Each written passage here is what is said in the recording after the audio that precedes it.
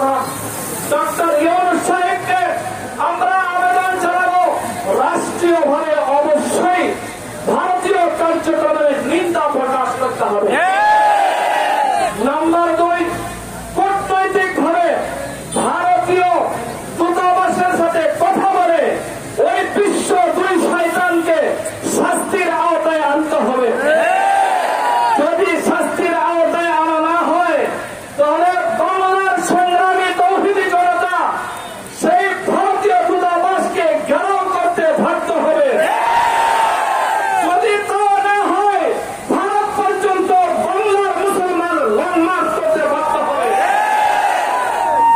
Nabi Karim